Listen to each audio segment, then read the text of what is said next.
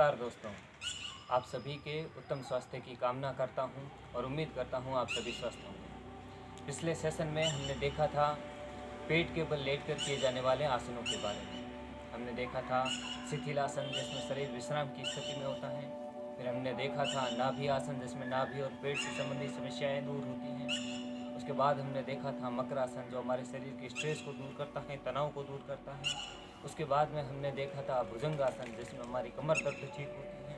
और उसके बाद में हमने देखा था शलभासन, हमारी कमर लचीली बनती है, जांघों के मसल्स मजबूत होते हैं और हमारे श्वसन प्रक्रिया और रक्त परिसंचरण की प्रक्रिया जो है वो सुचारू रूप से कार्य करना आरंभ करती है। आज के इस सत्र में पेट के बल लेट कर किए जाने वाले कुछ एडवांस लेवल के आसनों के बारे में जानेंगे। यह आसन हमारी कमर से संबंधित समस्याओं से निजात दिलाता है, हमारी कमर लचीली बनाता है, हमारे बाइसेप्स और ट्राइसेप्स को मजबूत करता है, हमारे एब्स बनाने का कार्य करता है, हमारे शरीर की तंत्रिकाओं को मजबूत करने का कार्य करता है। ये ऐसे एडवांस लेवल के योगासन है जो हमारे नाड़ी से संबंधित समस्याओं को दूर करते हैं। ये ऐसे योगासन है जो हमारे मसल्स को मजबूत करते हैं, हमारी रीढ़ की हड्डी को मजबूत करते हैं, हमारी गर्दन को फ्लेक्सिबल बनाते हैं, हमारे शरीर के संपूर्ण हिस्से को फ्लेक्सिबल बनाने का कार्य करते हैं। तो चलिए शुरू करते हैं आज के इस सेशन। योग नंबर 6, धनुरासन। सबसे पहले शवासन की स्थिति में लेट जाएंगे। अपने सारा शरीर निढाल छोड़ देंगे। हाथों को जांघों से दूर और पैर एक दूसरे से दूर होने चाहिए। धनुरासन की स्थिति में जाने के लिए अपने टखनों को जोड़ देंगे और अपने हाथों को जांघों के नजदीक लेकर के आएंगे। अपने पैरों को घुटने के बल से मोड़ेंगे। अपने हाथों को अपने जो पैरों का जो टखना है वहाँ के हिस्से को आप पकड़ेंगे। श्वास भीतर खींचते हुए आपकी गर्दन के हिस्से को और आपके कमर के नीचे वाले हिस्से को आप पैरों पर जोर देते हुए, हाथों का सहारा लेते हुए और पैरों पर जोर देते हुए धीरे धीरे ऊपर उठाएंगे। आपकी गर्दन सीधे आसमान में तनी रहेगी और आपका शरीर बिल्कुल खिंचा हुआ रहेगा। श्वास भीतर खींचते हुए इस प्रक्रिया को करेंगे।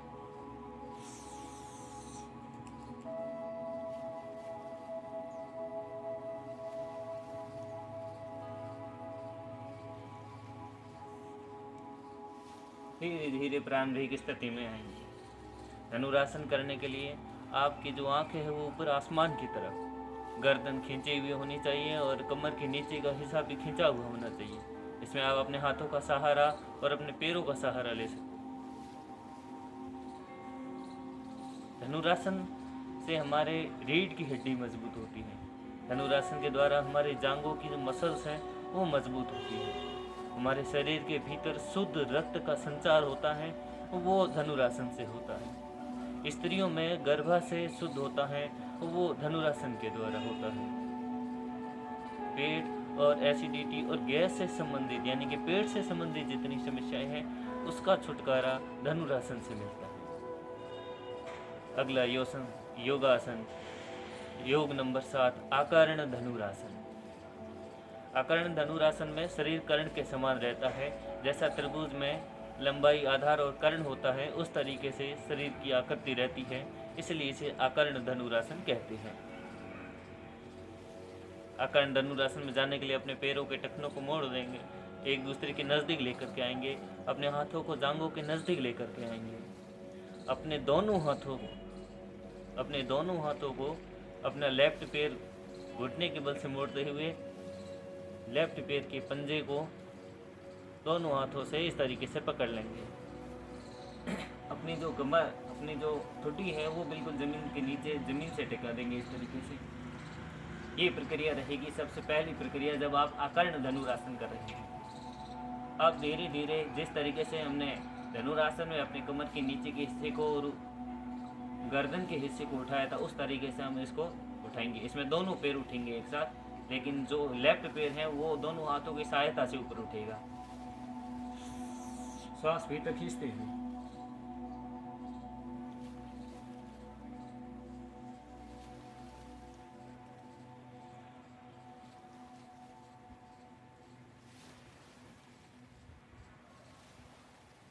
फिर प्रारंभिक अवस्था में लौट आएंगे। इसी प्रक्रिया को राइट पैर के साथ भी दोहराएंगे। दोनों हाथों को पैरों के पंजे से पकड़ लेंगे। अपनी ठुड्डी को ज़मीन से टिका देंगे और अपने पैर, दोनों हाथों और इस पैर का सहारा लेते हुए अपने दोनों पैरों और गर्दन के हिस्से को ऊपर उठाएंगे, श्वास भीतर लेते हुए।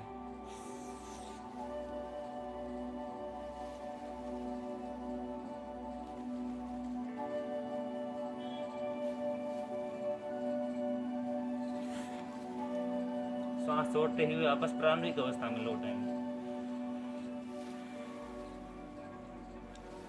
आकर्ण धनुरासन।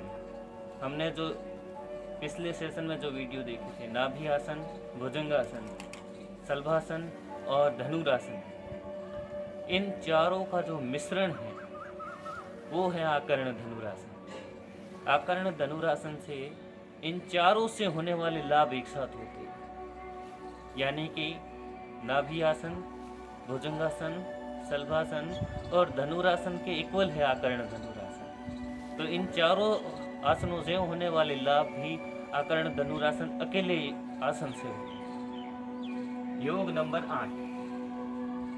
योग नंबर 8 है विपरीत मेरुदंडासन।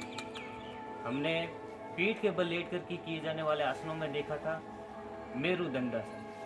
ठीक उसी तरीके से पेट के बल लेट करके किए जाने वाले आसनों में है विपरीत मेरुदंडासन। अपने दोनों हाथों को जांघों के नजदीक लेकर के आएंगे, अपने दोनों पैरों के टखनों को एक दूसरे से जोड़ देंगे, अपनी ठुड्डी को जमीन से टिका देंगे और अपने पैरों को घुटने के बल से मोड़ देंगे। इस तरीके की अवस्था रहेगी विपरीत मेरुदंडासन में।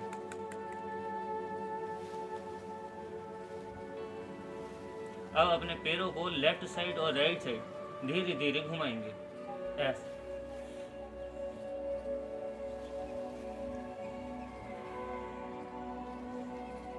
धीरे धीरे मेरुदंडासन की भांति ही अपने पैरों को इस तरीके से घुमाएं। अपने श्वास प्रश्वास की प्रक्रिया धीरे धीरे चलती रहनी चाहिए।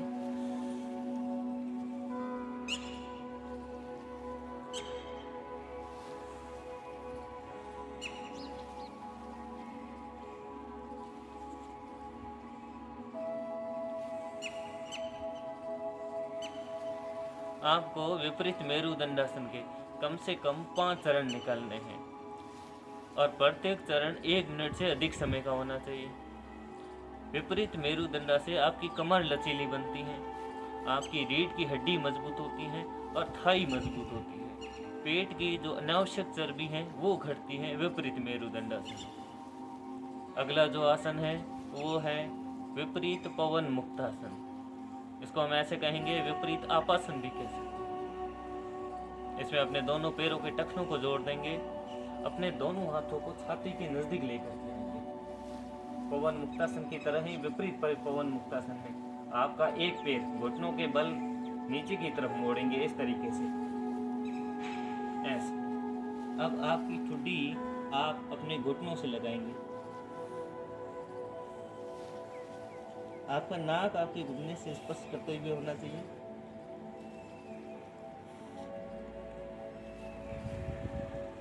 अब सांस छोड़ते हुए वापस प्रारंभिक स्थिति में लौट आएंगे। वापस यही प्रक्रिया आप दूसरे पैर से भी दोहराएंगे, विपरीत पवन मुक्तासन। अपने दोनों पैरों के घुटनों को जोड़ देंगे, अपने हाथों को छाती के नजदीक लेकर आएंगे, अपने घुटनों को भीतर की तरफ मोड़ते हुए अंदर लेकर के आएंगे। आपकी दूसरा पैर सीधा रहना चाहिए और आपकी जो नाक है, आपका नोज जो है वो घुटने से टकराया हुआ होना चाहिए।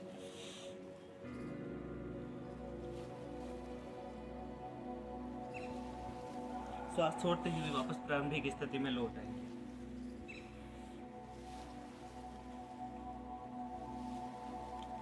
विपरीत पवन मुक्तासन से आपकी कमर दर्द और आपकी रीढ़ की हड्डी मजबूत होती है।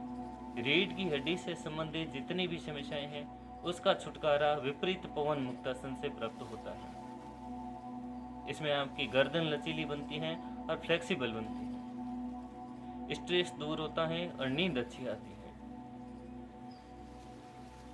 अगला योगासन है योग नंबर 10, भेकासन।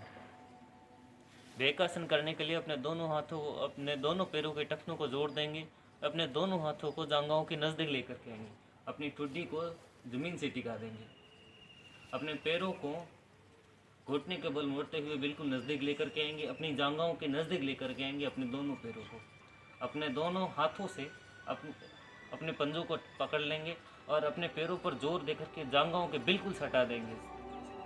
और फिर धीरे धीरे अपनी गर्दन के हिस्से को श्वास भीतर खींचते हुए ऊपर उठाएंगे।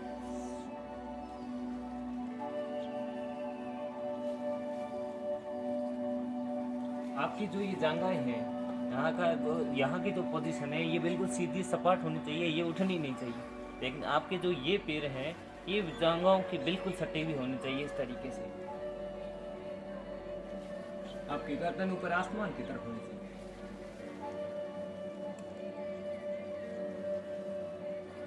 सांस छोड़ते हुए फिर वापस प्रारंभिक स्थिति में आ जाएगी।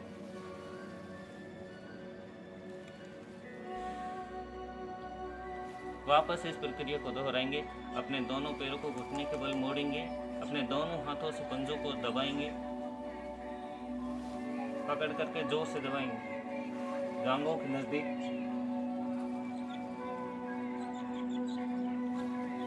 आंखें ऊपर आसमान की तरफ, गर्दन तनेंगी। फिर धीरे धीरे अपनी प्रारंभिक स्थिति में लौट आएंगे।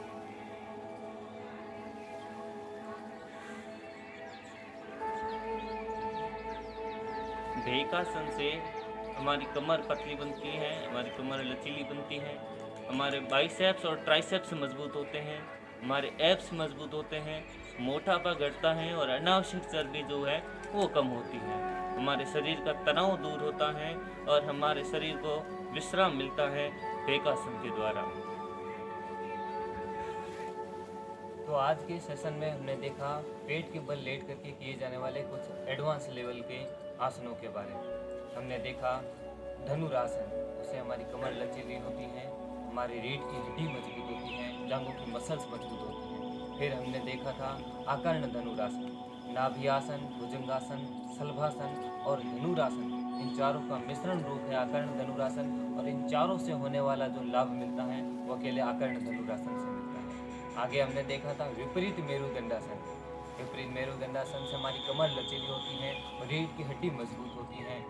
उसके बाद में हमने देखा था विपरीत पवन मुक्तासन, उससे हमारी जांघों के मसल्स मजबूत होते हैं, हमारी रीढ़ की हड्डी से संबंधित समस्याएं दूर होती हैं, हमारी कमर लचीली बनती है। और सबसे अंत में देखा था भेकासन, उससे हमारे कोर यानी कि एब्स मजबूत होते हैं, बाइसेप्स और ट्राइसेप्स मजबूत होते हैं, तनाव घटता है, मोटापा घटता है और अनावश्यक चर्बी कम होती है। तो ये 10 आसनों को आज हमने इस सत्र के अंदर देखा, इस सेशन के भीतर देखा। आज के बाकी ये बातें ध्यान में, कुछ बातें हैं जो पेट के बल लेट करके किए जाने वाले योगासनों में ध्यान रखी जानी चाहिए। एक तो ये है कि अल्सर और हर्निया से जो लोग पीड़ित हैं, उन लोगों को पेट के बल लेट करके किए जाने वाले आसनों का अभ्यास नहीं करना चाहिए। और ऐसी स्त्रियां जो गर्भवती हैं, उनको भी पेट के बल लेट करके किए जाने वाले आसनों का अभ्यास नहीं करना चाहिए। प्रत्येक अभ्यास के 3 से 4 राउंड निकालने हैं और प्रत्येक राउंड कम से कम 1 मिनट का होना चाहिए। इस बात का प्रमुख रूप से ध्यान रखना चाहिए। श्वास और निश्वास की प्रक्रिया पर भी ध्यान रखा जाना बेहद जरूरी है। तो आज के सेशन में केवल इतना ही। आप सभी स्वस्थ रहें, सुरक्षित रहें, यही कामना, क्योंकि तन सुखी तो मन सुखी। बहुत बहुत धन्यवाद।